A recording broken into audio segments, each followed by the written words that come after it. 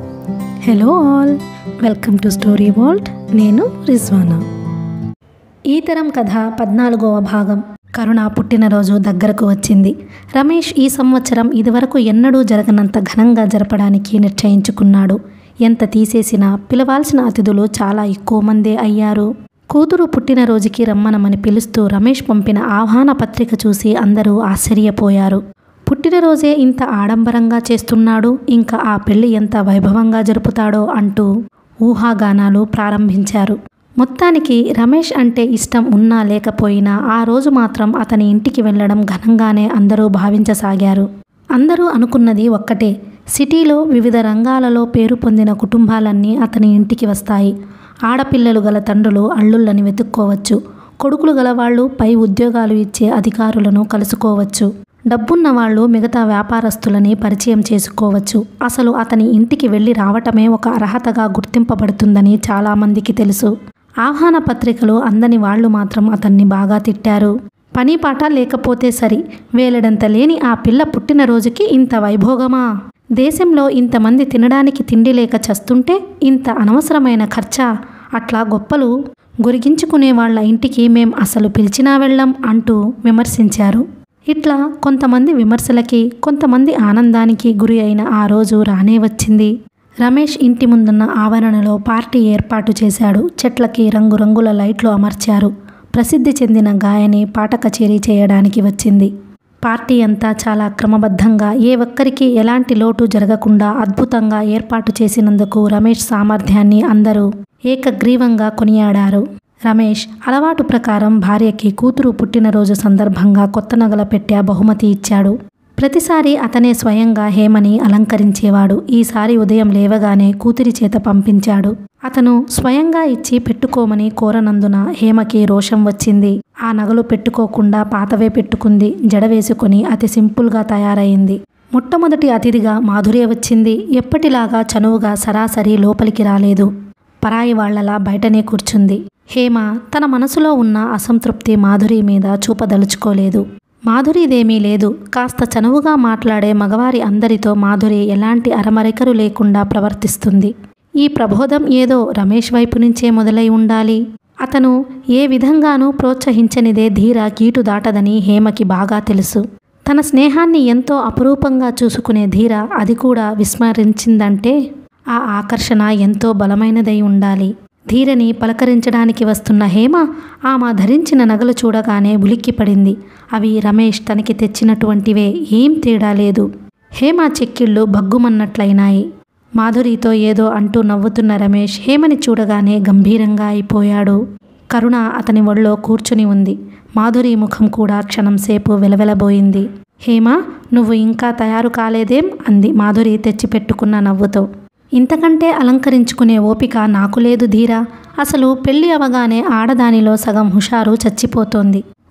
నా మాట విని నువ్వు పెళ్లి చేసుకోకు. పెళ్ళి అనే వాస్తవం కంటే దాన్ని గురించిన అందమైన భ్రమే బాగుంటుంది. చేత్తో పట్టుకు వచ్చిన గులాబీ పువ్వు కూతురి తలలో పెడుతూ అంది హేమ. రమేష్ ముఖం తిప్పుకున్నాడు. ధీర క్రిందకు చూడసాగింది. నీ మాటలకి నేను అంతరాయం ఏమైనా కలిగించానా? అబ్బెబ్బే, అదేం లేదు కంగారుగా అంది మాధురి. రమేష్ కళ్ళు కస్సుమన్నట్టు చూశాయి. అదృష్టవశాత్తు అప్పుడే అతిథులు రావడం ప్రారంభించారు. రమేష్ వాళ్ళని ఆహ్వానించడానికి ఎదురు వెళ్ళాడు. వచ్చిన వాళ్ళు ధీరకి కూడా బాగా తెలిసిన వ్యక్తులు అవడంతో తను కూడా లేచి వెళ్ళింది. హేమ అడుగు ముందుకు పడనట్టు అక్కడే నిలబడింది. మరో గంటలో వచ్చిన వాళ్లతో ఆ ఆవరణ అంతా కిటకిటలాడిపోయింది. వచ్చిన వాళ్లంతా కరుణని ఒకళ్ళ చేతుల్లో నుంచి ఇంకొకరు లాక్కొని ప్రజెంట్స్ ఇచ్చారు. మాధురి మెరుపుల ఆ ఆవరణ అంతా ఆ టేబుల్ దగ్గర నుంచి ఈ టేబుల్ దగ్గరికి కలియదిరుగుతోంది. రమేష్ కూడా అంతే. అందరూ ఏదో నెపం మీద అతన్ని పలకరించాలని చూస్తున్నారు. ఎవరో పిలవగా కుడివైపుకి గబగబా వెళుతున్న మాధురి చటుక్కున ఆగిపోయింది.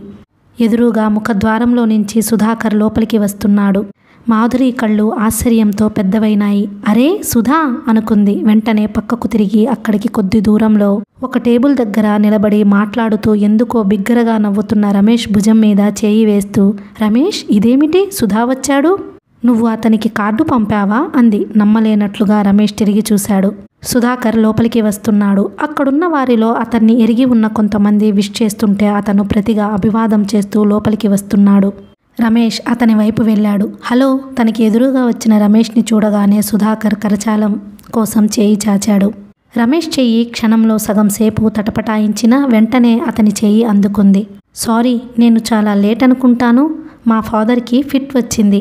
అది తగ్గి నేను బయలుదేరేసరికి లేట్ అయిపోయింది అన్నాడు సుధాకర్. ఇప్పుడెలా ఉంది అడిగాడు రమేష్. అతని కంఠం ఎలాగో ఉంది. పర్వాలేదు, రండి. రమేష్ సుధాకర్ని వెంట తీసుకువెళ్ళాడు. హేమ ఎవరితోనో మాట్లాడుతుంది. రమేష్ హేమ జబ్బగుజ్జి పట్టుకొని గిర్రున ఇటు తిప్పాడు. నా భార్య హేమ అంటూ సుధాకర్కి పరిచయం చేశాడు. ఫుల్ సూట్లో ఉన్న సుధాకర్ని హేమ క్షణం సేపు గుర్తుపట్టలేకపోయింది. అలవాటుగా యాంత్రికంగా చేతులు జోడించబోయిన హేమ ఆగిపోయింది. పెదవుల మీద నవ్వు మాయమైంది. కానీ సుధాకర్ పెదవుల మీద చిరునవ్వు మాత్రం చెక్కు చెదరలేదు. నమస్తే అన్నాడు. హేమ కూడా చేతులు జోడించింది. కరుణ ఎక్కడా? రమేష్ చుట్టూ చూశాడు. దూరంగా ఒక ఆవిడ బడిలో కూర్చుని కబుర్లు చెబుతోంది. రమేష్ రెండంగాల్లో వెళ్ళి కరుణని ఎత్తుకుని వచ్చాడు. కరుణ సుధాకర్ని చూడగానే రమేష్ చెప్పకుండానే అంకుల్ అంది ఆనందంగా. ఎవరో తెలుసా? రమేష్ ఆశ్చర్యంగా చూశాడు. అయితే నన్ను మర్చిపోలేదన్నమాట.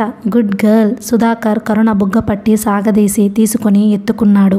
వెంట తెచ్చిన ప్రజెంటేషన్ కరుణ చేతుల్లో పెట్టాడు. థ్యాంక్ యూ అంది చిలకల కరుణ. Sweet baby. మరి నాకేది ప్రజెంటేషన్? బుగ్గ చూపించాడు. కరుణ గట్టిగా ముద్దు పెట్టింది. థ్యాంక్ యూ అచ్చు కరుణ అన్నట్టే అన్నాడు. అందరూ నవ్వారు. రమేష్ ఒంటి మీద స్పృహ లేనట్టుగా ఒక్క క్షణం అచేతనంగా నిలబడిపోయాడు. అతని మనసులో ఏవేవో దృశ్యాలు ఢీకొంటున్నాయి.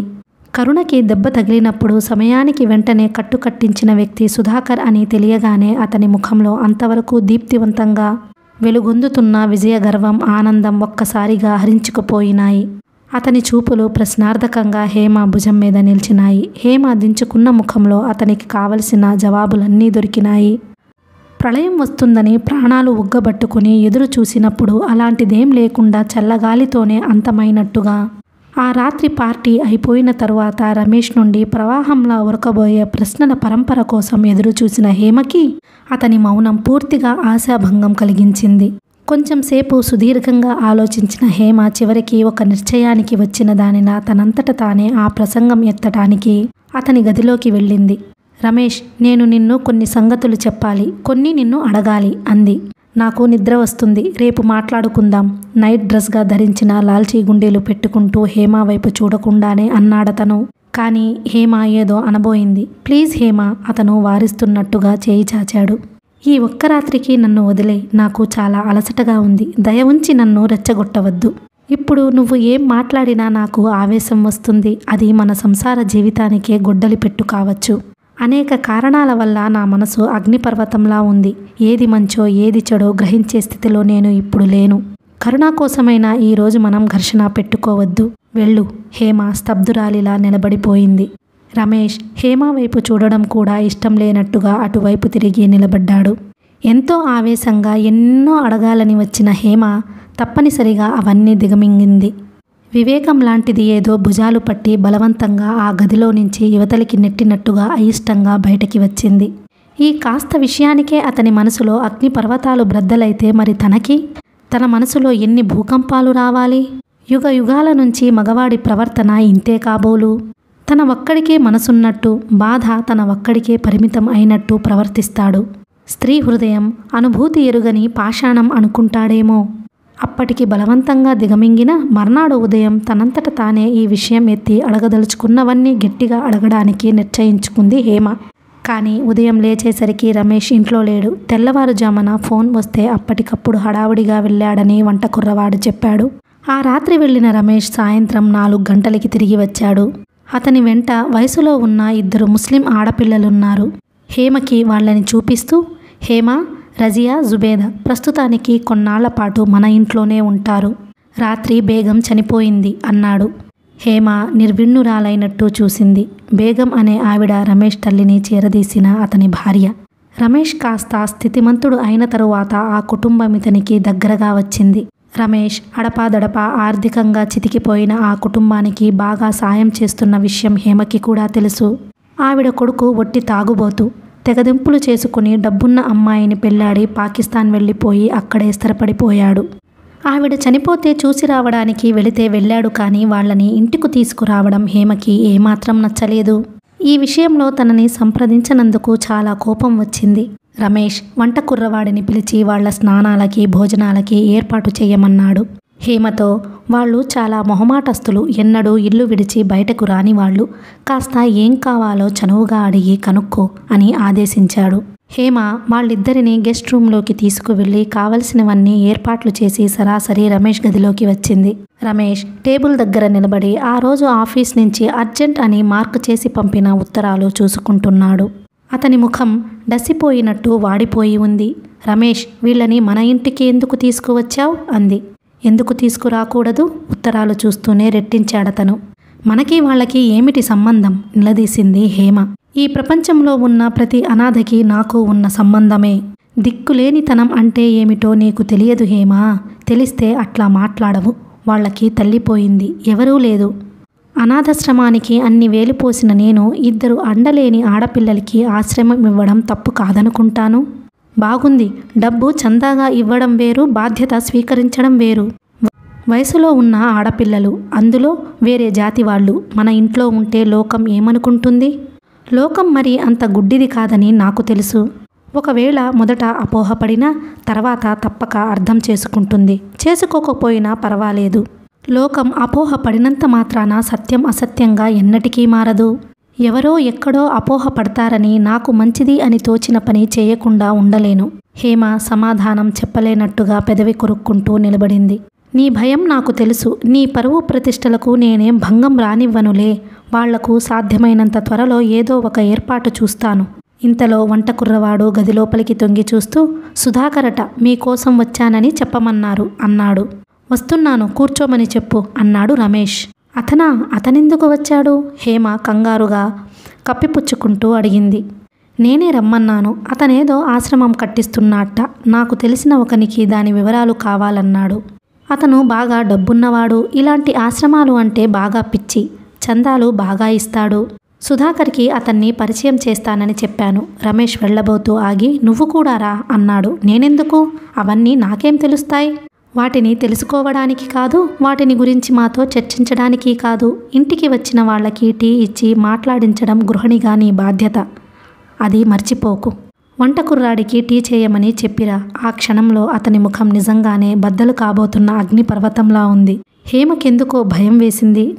నిజంగానే అతని మనసులో ఏవో పెను తుఫానులు వీస్తున్నట్టున్నాయి. ఆ కల్లోలం ఏది బయటకి కనబరచకుండా ఉండడానికి అతను గంభీరం అనే ఆచ్ఛాదన చాటున దాచేయడానికి ప్రయత్నం చేస్తున్నట్టున్నాడు. రమేష్ వెళ్ళిపోయాడు. హేమ ఒక్క క్షణం నిలబడిపోయింది. సుధాకర్ ఎదుటకు వెళ్ళడానికి నాకేం భయం? ఒకవేళ రమేష్ మనసులో అలాంటి పొరపాటు ఊహలేమైనా ఉంటే అవి అబద్ధం అని రుజువు చేస్తాను అనుకుంది.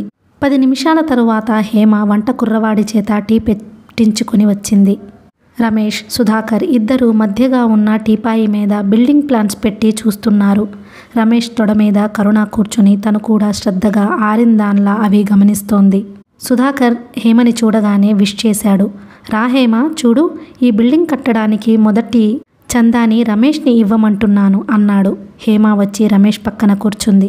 నాకు ఇలాంటి ఆశ్రమాల మీద నమ్మకం లేదు. ఇవన్నీ మనుష్యులని సోమరిపోతుల్లా తయారు చేస్తాయి. వైరాగ్యం అంటే నాకు అసహ్యం.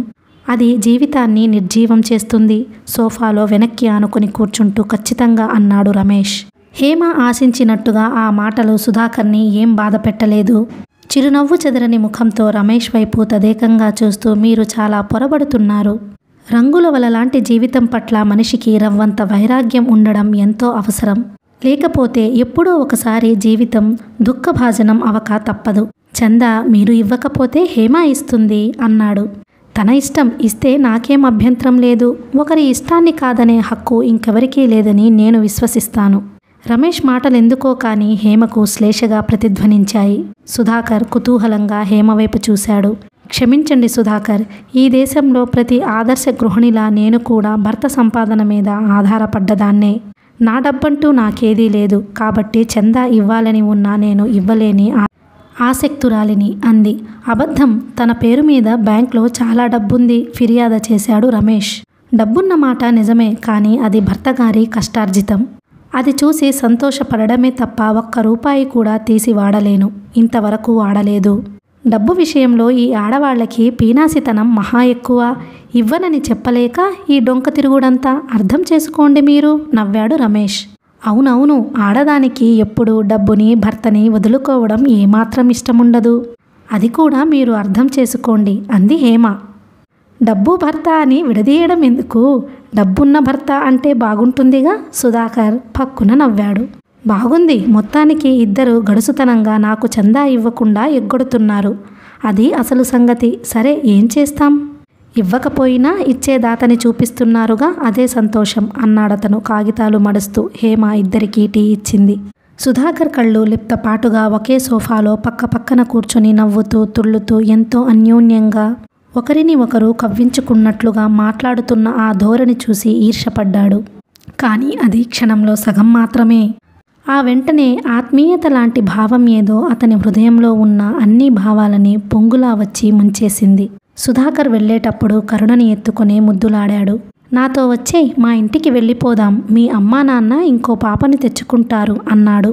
నేను రాను. కరుణ సుధాకర్ చేతుల్లో నుంచి తండ్రి చేతుల్లోకి ఉరికి అతని మెడని కౌగిలించుకుంటూ అంది. రమేష్ కరుణని అప్రయత్నంగా గుండెలకి హత్తుకున్నాడు. నాకు ఉన్న ఈ ఐశ్వర్యమంతా ఇదే సుధాకర్. మీరేమైనా చేయండి, కానీ నా ఈ ఐశ్వర్యాన్ని మాత్రం దోచుకోకండి అన్నాడు. ఒకరి ఐశ్వర్యాన్ని ఇంకొకరు దొంగిలించినా దక్కించుకోవడం అంత సులభం కాదులేండి అన్నాడతను. రమేష్ కరుణని హేమ చేతికి అందించాడు. తర్వాత సుధాకర్ రమేష్ ఇద్దరూ కారులో వెళ్ళిపోయారు. హేమ తెచ్చిపెట్టుకున్న ఆనందం ఒక్కసారిగా హరించుకుపోయింది. రమేష్ సుధాకర్తో కావాలని ఈ విధంగా చనువు ఎందుకు పెంచుకుంటున్నాడో అర్థం కావటం లేదు.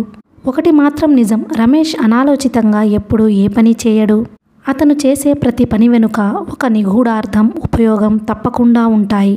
సుధాకర్ విషయంలో అతను కోరుకున్నది ఏమిటో ఇప్పుడు కాకపోతే ఇంకా కొన్ని రోజుల తరువాతనైనా తప్పక బయటపడి తీరుతుంది.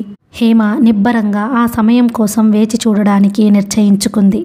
ప్రియమైన అక్కగారికి కమల నమస్కరించి వ్రాయినది. నేను రాసిన ఉత్తరం అందగానే వెంటనే నాకు ధైర్యం చెబుతూ మీరు జవాబు రాసినందుకు నేను ఎంతో కృతజ్ఞురాలిని.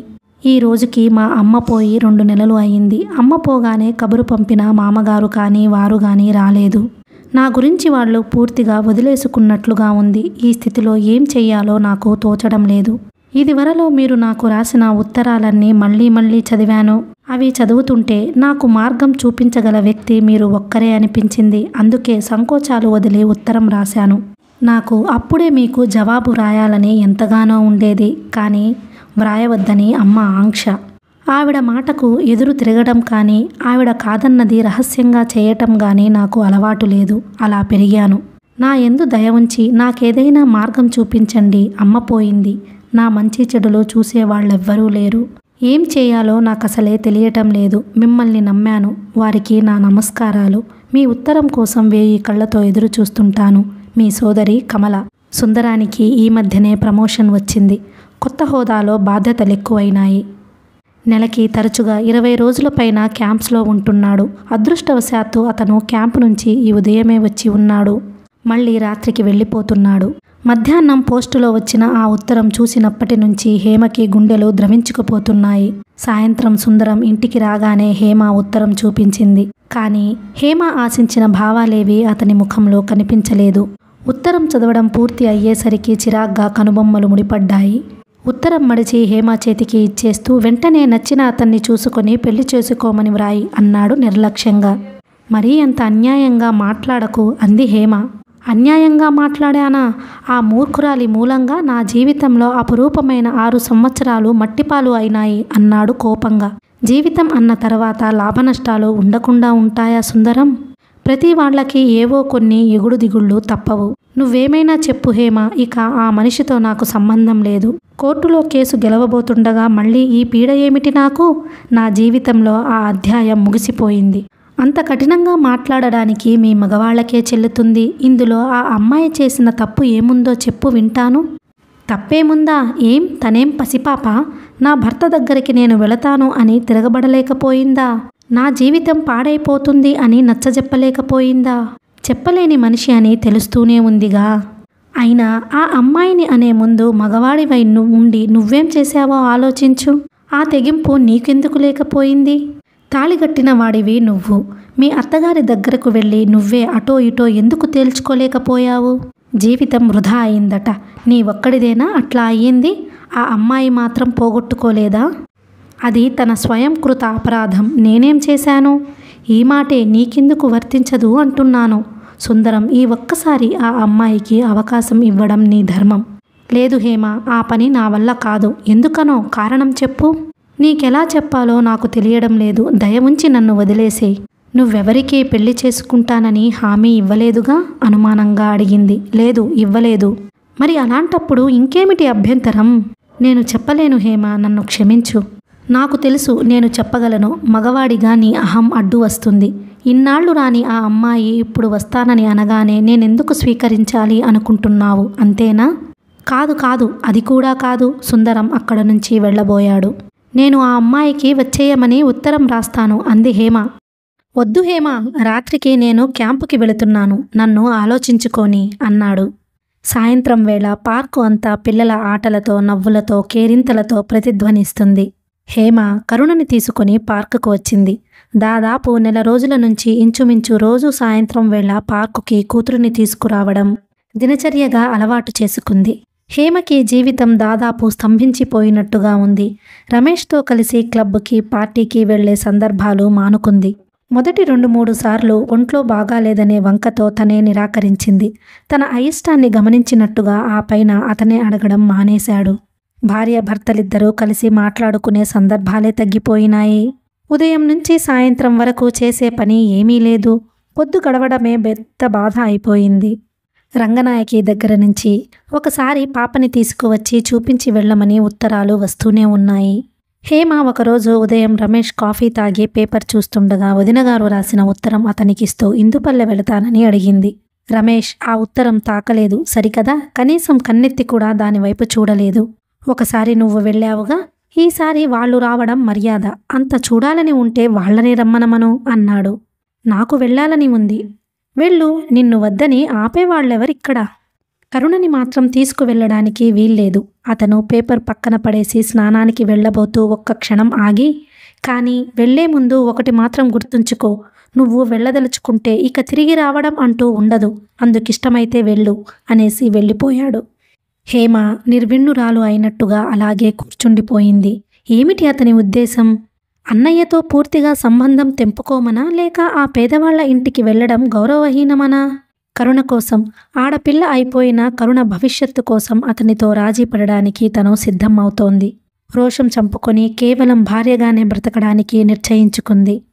తన పట్ల అకారణంగా అతను చూపే ఆగ్రహం అయినా భరించవచ్చునేమో కానీ ఈ నిర్లక్ష్యం భరించడం ఎలా?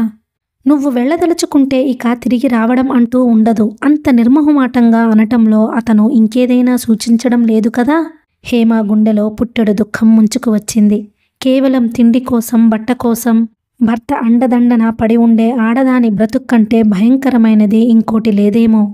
రమేష్ జీవితంలో ఇంకేదైనా ఆనందం పొందడం కోసం తను అడ్డుగా అనిపించడం లేదు కదా? ఆ భయంకరమైన సత్యం తెలిసే కంటే తెలియకుండా ఉంటేనే మంచిదేమో. హేమకి తన చుట్టూ ఉన్న కొన్ని కుటుంబాల్లో భర్త చేతుల్లో కీలు బొమ్మల్లా జీవితాలు గడిపే ఆడవాళ్లు గుర్తుకు వచ్చారు. ఒక ఆయన భార్య ఇంట్లోనే ఉండగా ప్రేయసి ఇంటికి వచ్చి జల్సా చేసి వెళుతూ ఉంటుంది. ఇంకో ఆయన 4 పిల్లల తండ్రి అయి ఉండి కూడా వాళ్ల బాధ్యత పట్టించుకోడు.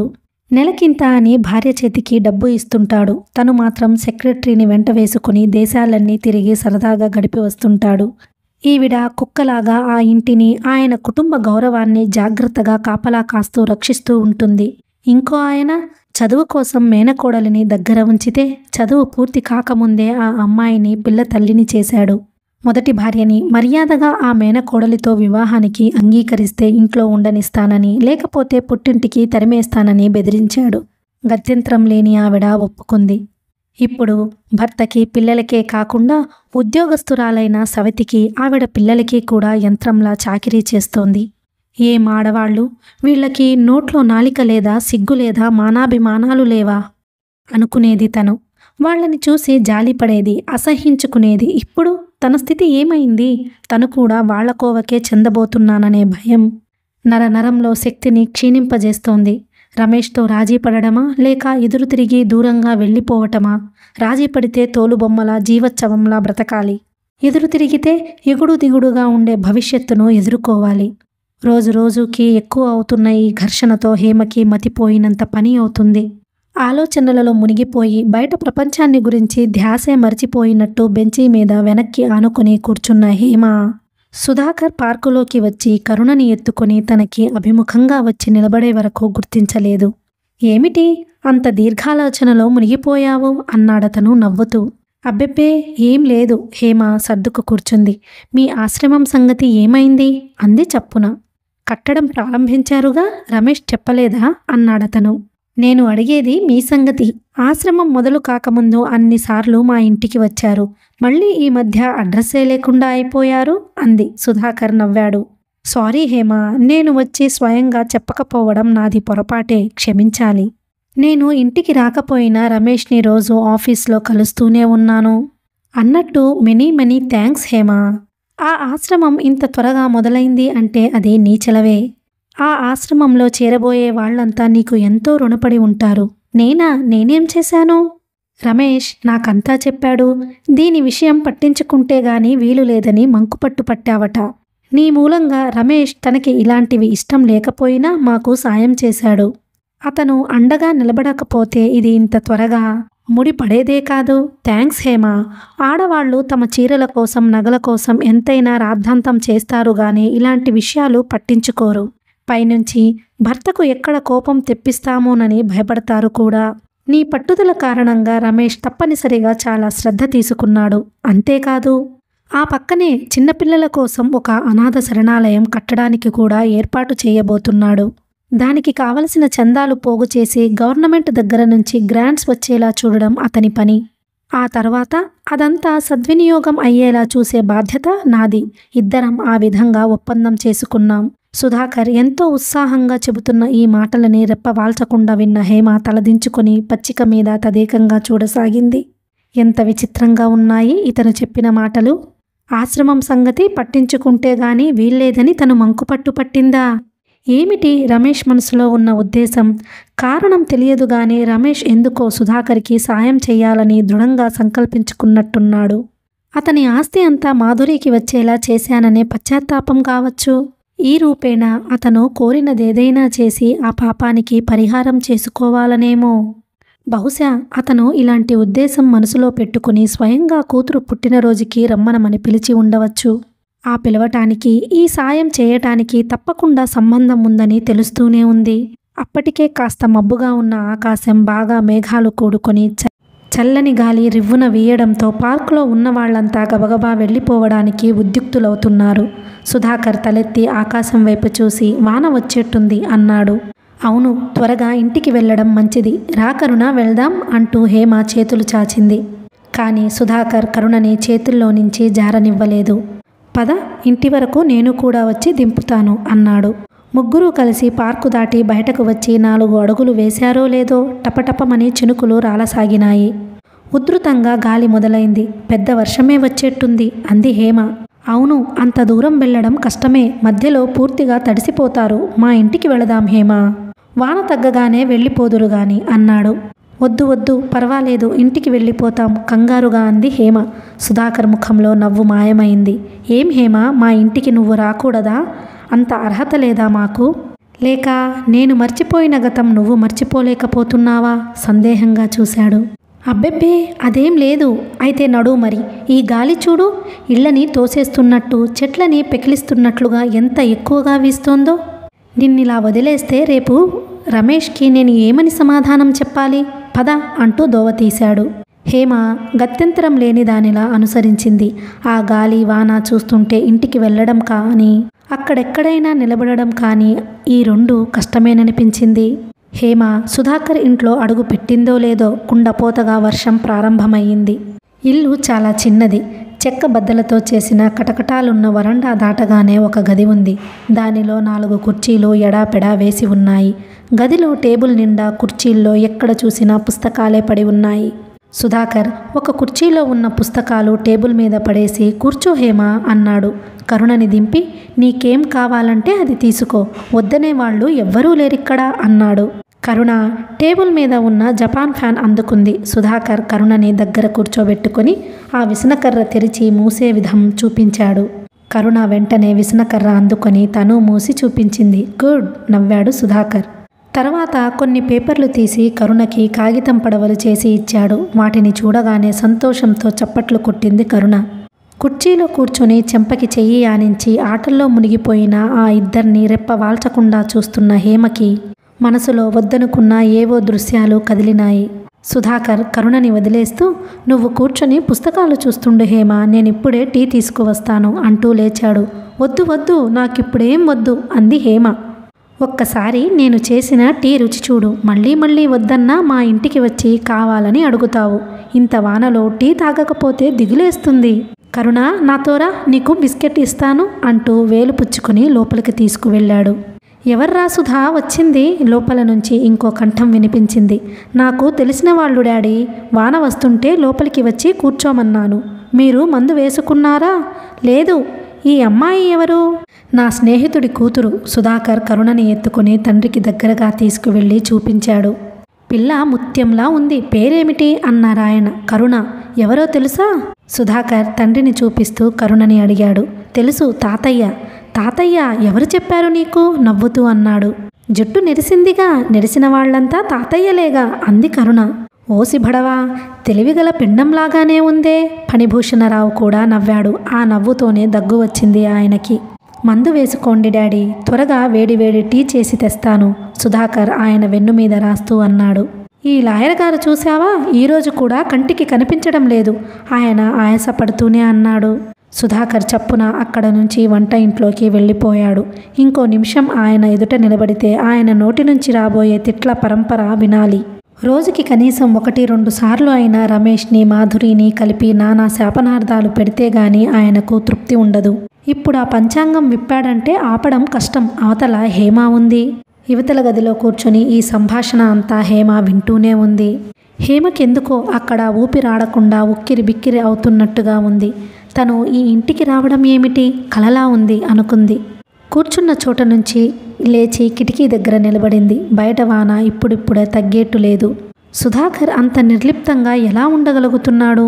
తనని చూస్తే అతనికి ఏమీ అనిపించటం లేదా? హేమ కిటికీ దగ్గర నుంచి తిరిగి వచ్చి టేబుల్ మీద పడి ఉన్న పుస్తకాలన్నీ సర్దసాగింది. పావుగంట తర్వాత టీ కప్పులతో తిరిగి వచ్చిన సుధాకర్ గదంతా చూసి సంభ్రమంగా, ఏమిటి, మీరీ చెత్తంతా సర్దివేసినట్టున్నారే అన్నాడు. హేమ టీ కప్పు తీసుకుంటూ, మీ గదిలో అడుగుపెట్టిన వెంటనే ఈ ఇంట్లో ఆడదిక్కు లేదని తెలిసిపోతోంది అంది. అది నిజమే కదా మరి, దానికేమీ అశ్రద్ధ కారణం? బాగుంది, నేనేం చేయను? మంచి పని మనిషి కోసం చూసి చూసి విసిగిపోయాను. నాకెవ్వరూ సరైన వాళ్ళు దొరకడం లేదు. ఎవరైనా ఉంటే మీరు చూసి పెట్టండి అన్నాడు నవ్వుతూ. పని మనిషికేం కర్మ, BA చదువుతోంది, చాలా మంచి పిల్ల సీరియస్గా అంది హేమ. థ్యాంక్స్, ఇన్నాళ్లకు నాకు పెళ్లి చేసేవాళ్ళు దొరికారు, కానీ నాకిప్పుడు తీరుబడి లేదే. ఎన్ని పనులు, ఒక్క క్షణం ఊపిరాడదు. మా నాన్న కోసం బలవంతంగా ఈ జైలు జీవితం గడుపుతున్నాను. హేమ వెంటనే జవాబుగా ఏమీ అనలేదు. ఈ ప్రసక్తి ఇక ముందుకు సాగడం ఇష్టం లేని దానిలా మౌనంగా కూర్చుండిపోయింది. కొద్దిసేపైన తరువాత సుధాకర్ హఠాత్తుగా అన్నాడు. అతని ముఖం ఉత్తేజంగా ఉంది. హేమ, మళ్ళీ మనం ఇలా కలుసుకోవడం ఎంతో విచిత్రం కదూ. నేను మళ్ళీ నిన్ను చూస్తానని కలలో కూడా అనుకోలేదు అన్నాడు. అతని కళ్ళు హేమ తల మీద నుంచి దూరంగా ఆలోచనగా ఎక్కడో చూస్తున్నాయి. కంఠం మృదు గంభీరంగా మారింది. చాలా తగ్గు స్థాయిలో తనకు తాను చెప్పుకున్నట్లుగా అన్నాడు. నా జీవితంలో పెద్ద మలుపువి నువ్వు. నీ మూలంగా మొట్టమొదటిసారిగా ఆశాభంగం అంటే ఏమిటో రుచి చూశాను.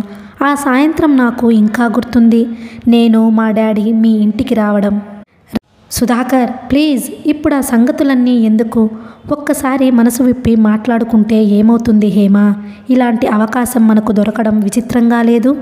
అసలు నాకు చిన్నప్పటి నుంచి ప్రతిదాని పట్ల ఒక రకమైన నిర్లిప్త భావం ఉండేది. నాన్నగారు ఒకసారి నౌకర్ నాకు వెండి గ్లాసుతో మంచినీళ్లు ఇవ్వకుండా గాజు గ్లాసుతో ఇచ్చాడని వాడిని కొట్టి ఉద్యోగంలో నుంచి తీసేశారు. నాకు కావలసింది మంచినీళ్లు. అవి ఏ గ్లాసులో తాగితే ఏమైంది అనుకునేవాడిని. నా నిర్లిప్తతకు కారణం ఏమిటో తెలుసా హేమ? నన్ను పెంచిన ఆయా చనిపోవడం. ఆవిడ నేనంటే ప్రాణం కంటే ఎక్కువగా చూసేది.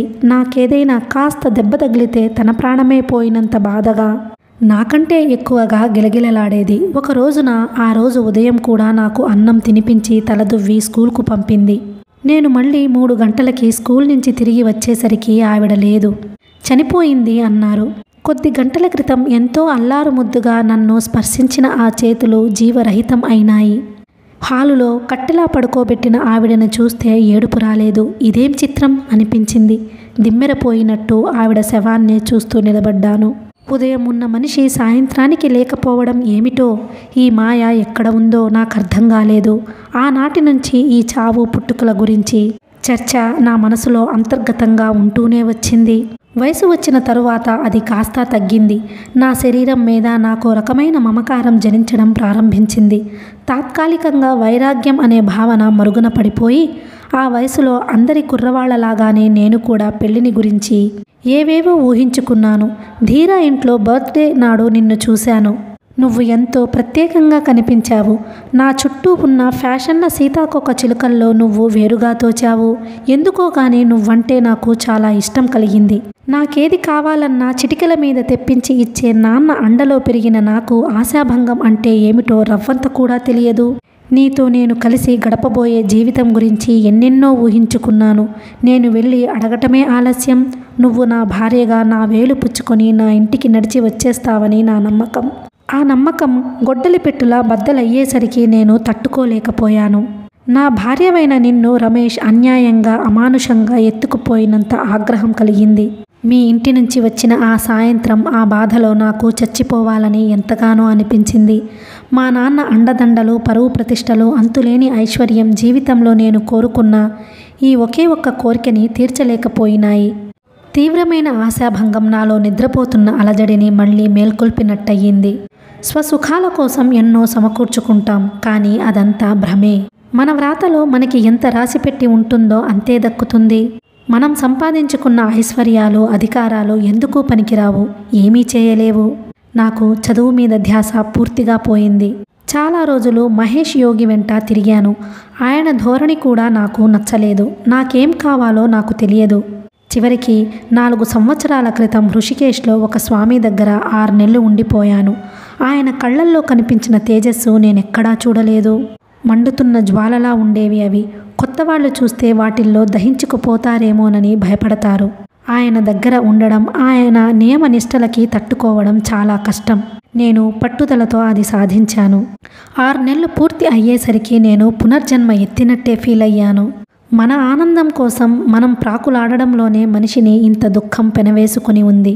ఎదుటివారికి ఆనందం పంచి ఇవ్వడం కోసం ప్రయత్నిస్తే ఆ తృప్తి మనిషిని పునీతం చేస్తోంది. ఇది ఆయన దగ్గర నేను నేర్చుకున్న పాఠం. నాలో అశాంతి పోయింది. నా మనసు నిర్వికారంగా తయారైంది. స్వసుఖాన్వేషణలో మనిషి మృగంగా మారుతున్నాడు. తను పరిగెత్తుతున్నది మాయా మృగం అని తెలియనంత వరకు అతనికి ఆ పరుగు, అలసట తప్పవు. స్వార్థం వదులుకోవడం అనేది సామాన్యమైన సంగతేం కాదు. కానీ సాధనలో సిద్ధించనిది అంటూ ఏదీ లేదు. నేను సుఖాన్ని త్యజించాను. నాలో దుఃఖం, అశాంతి పూర్తిగా మాయమైనాయి. నా మనసు నిర్వికారంగా తయారైంది. అందుకే రమేష్ కరుణ పుట్టినరోజుకు రమ్మనమని పిలిస్తే నిర్లిప్తంగా రాగలిగాను. రమేష్ మూలంగా మా ఆస్తి అంతా మాధురికి దక్కిందని తెలిసిన నాడు కూడా నాకేం బాధ అనిపించలేదు. ఒక విధంగా రమేష్కి రుణపడి ఉన్నానని చెప్పాలి. ఈ డబ్బు నేడు పోవడం మూలంగానే నాన్నగారికి నేను దగ్గరయ్యాను. ఆయనకు నా చేతనైన సేవ చేయగలనేమో కానీ ఆ డబ్బుకి కాపలా మాత్రం కాయలేను. దాన్ని పెంచి 10ంతలు చేయడం నా వల్ల అసలే కాదు.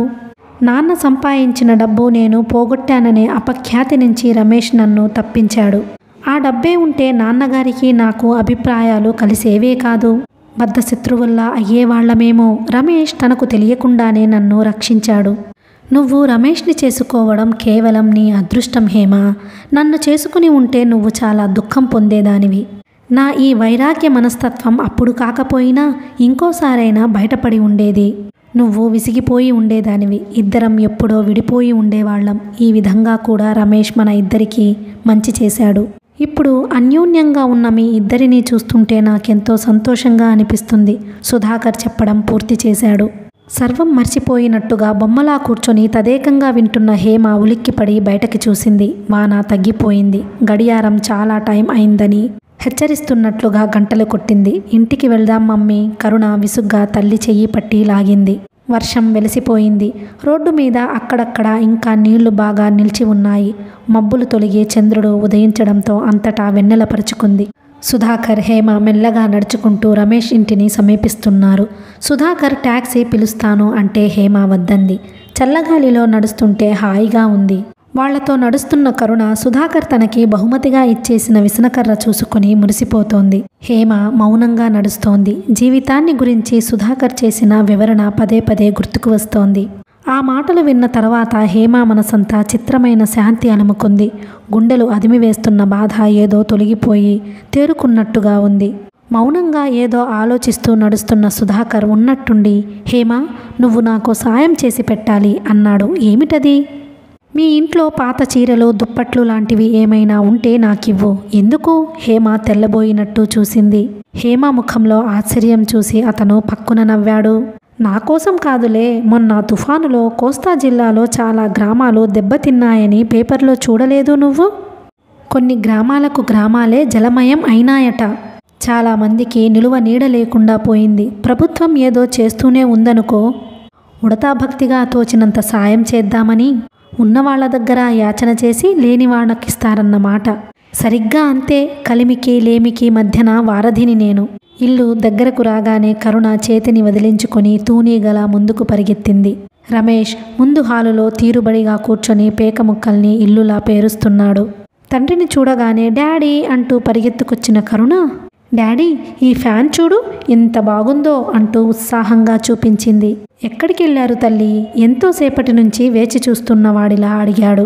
కరుణ అతని మాటలు వినిపించుకోకుండానే విసనకర్ర తెరిచి మూసి చూపిస్తూ, చూడు చూడు ఎంతో బాగుంది కదూ. పార్క్ అంకుల్ నాకిచ్చాడు. అచ్చంగా ఇచ్చేశాడు డాడీ. ఇక ఇది నాదే. అబ్బా ఎంతో బాగుంది కదూ అంది. రమేష్ కూతురుని ఏదో అడగబోయే లోపల హేమ, సుధాకర్ లోపలికి వచ్చారు. జంటగా పక్కపక్కన నడుస్తూ లోపలికి వచ్చిన ఆ ఇద్దరిని చూసేసరికి రమేష్ ముఖంలో ఉద్విగ్నమైన భావం మెరుపులా మెరిసి మాయమైంది. రమేష్, నువ్వు అప్పుడే ఇంటికి వచ్చేశావా? ఈరోజు ఏమిటి విశేషం అంటూ సుధాకర్ అతని దగ్గరకు వచ్చాడు. ఈ రోజంతా మనసెందుకో చాలా చికాకుగా ఉంది. హేమని, కరుణని తీసుకొని ఏదైనా సినిమాకి వెళదామని త్వరగా వచ్చేశాను. కానీ దేవిగారు షికారు చెక్కేశారు నవ్వుతూ అన్నాడు. హేమ రమేష్ వైపు చూడకుండానే లోపలికి వెళ్ళిపోయింది. రమేష్, సుధాకర్ కూర్చొని ఆశ్రమం సంగతి మాట్లాడుకుంటుండగా 10 నిమిషాల అనంతరం హేమ లోపల నుంచి పాత చీరలు, కొన్ని దుప్పట్లు మడతలుగా పెట్టిన దోంతెర పట్టుకు వచ్చి సుధాకర్కి ఎదురుగా టేబుల్ మీద పెట్టింది. వాటిల్లో రమేష్ ఎంతో మనసుపడి కొన్న పాత పరుపు మీద తీసేసిన దుప్పట్లు కూడా ఉన్నాయి.